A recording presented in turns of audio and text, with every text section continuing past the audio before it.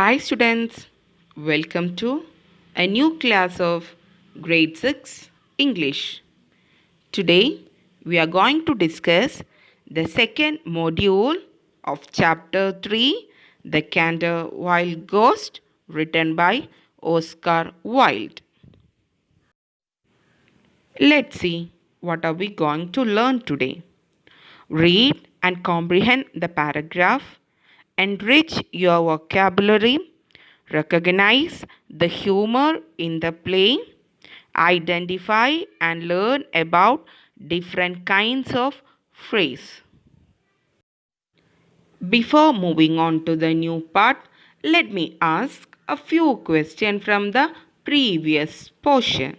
You are ready? Here you can see some question. Try to give answer for this question. First one, who are the main characters of the play? Next, whose ghost exists in the house? Next one, how does Mr. Otis reacted to the story of ghost? Next one, does Mr. Otis believe in its presence in the house? It means ghost present in the house. Why, at the end of the scene, Lord Canterville sells the Cantervilla chase with a knowing smile. I know you all can answer this question. If anyone is not able to answer, don't feel bad. Just read the lesson once again. I'm sure you will be able to answer all this question. We can now listen to some words which you may come across. Blood stain, a spot or stain made by blood. Spilt, past form of spill. Cause or allow to flow over the edge of its container, especially unintentionally. Awful, it's an adjective, very bad or unpleasant. One example, the place smelled awful. The Canterville Ghost is a very famous story written by Oscar Wilde. In this, we can see about a family who is not afraid of ghost and a ghost who is struggling very hard to make scare of the family. Here, instead of horror and tension, this story humor rules along the story. Humans are not afraid and the ghosts struggle to scare them. In the previous class, we stopped where Lord Canterville sold the Cantervilla chase to Mr. Otis and family. So we can see what happened next. Let's move on to scene 2, page number 28. Scene 2. In the library of Canterville Chase, Mr. Umney entered the library, followed by Mr. and Mrs. Otis, Washington, Virginia, and the twins. Tea is laid out for the Otis family. Suddenly, Mrs. Otis noticed what looked like a blood stain. Mrs. Otis, I'm afraid something has been spilt there. In the beginning of scene 2, we can see that the family is gathered in the library for their morning tea. At that time, Mrs. Otis suddenly noticed some blood stain on the floor of the library. Mrs. Umney, in a hushed voice, yes, madam, blood has been spilt on that spot. Mrs. Otis, oh, really? You know, I really don't care for blood stains. I want it removed at once.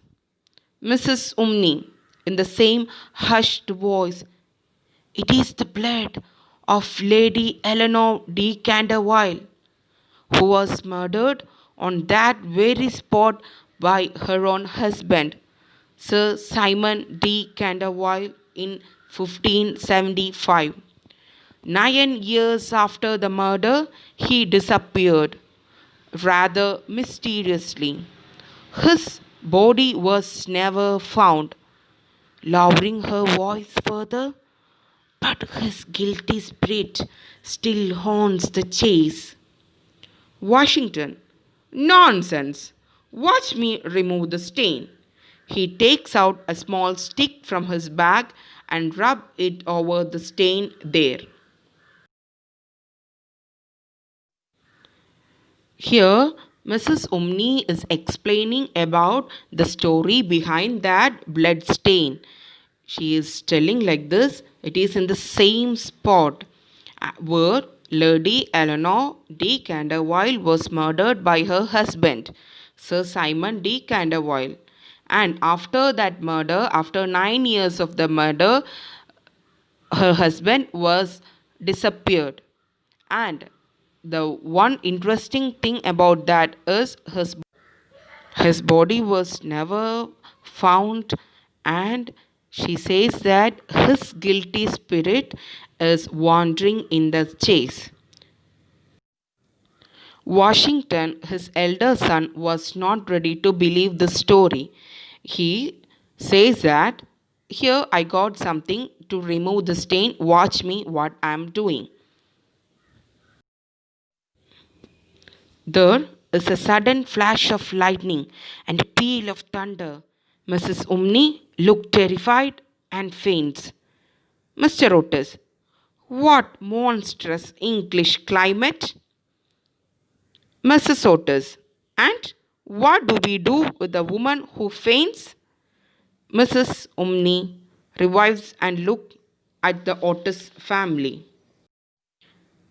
Here we can see at a sudden the climate changed. The total atmosphere around that Canterville become wild and terrifying. While Umni saw this, she faints down. And Mr. Otis is telling that what a terrible climate is it. And at that time, Mrs. Otis is making a complaint. What shall we do with this woman? Whenever something is happening, she is fainting down. What will we do? At that time, Mr. Umni was back to her conscious, and let's see what is going to happen next. Mrs. Umni, I have seen things with my own eyes, sir, which would make anyone's hair stand on end. Many a night I have not closed my eyes in sleep due to the awful thing that happened here. Mr. Otis, it's all right, Mrs. Umni. There is nothing to fear. At any rate, ghosts don't frighten us. The children loves. Here, Mr. and Mrs. Otis and his family is not ready to believe that all this work is done by ghost, and they believe that there is no ghost in this house. My dear students, we are going to stop here. I want you all to read the lesson once again. Now we are moving on to the grammar section.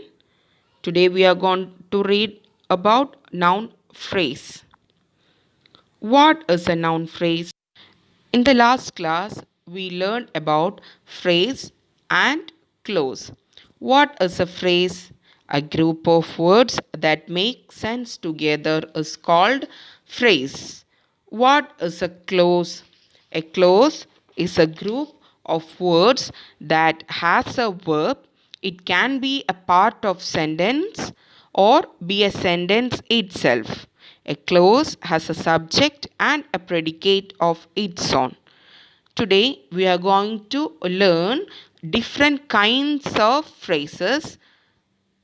Today we are only learning about noun phrase. Sam forgot Zoya's birthday.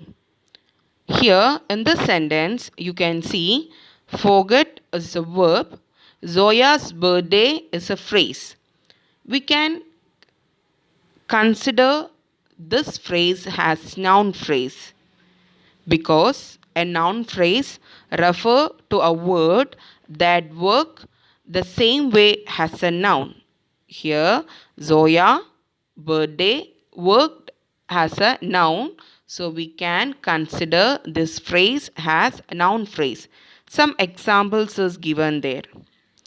All the kids are sleeping. Here all the kids is the phrase. We can consider it into noun phrase. I have a very old house. Here very old house is the phrase here. It is a noun phrase. Meena gave the little girl a toffee. Little girl a toffee is the phrase here. We can consider it as a noun phrase. Noun phrase is noun phrase perform the work of a noun in a sentence. Noun phrase is equal to noun plus word that modify a noun. Here we can see from this example that the phrases which perform the work of a noun is considered as a noun phrase. In our class, we will discuss more about this. Hope you all understand. Thank you.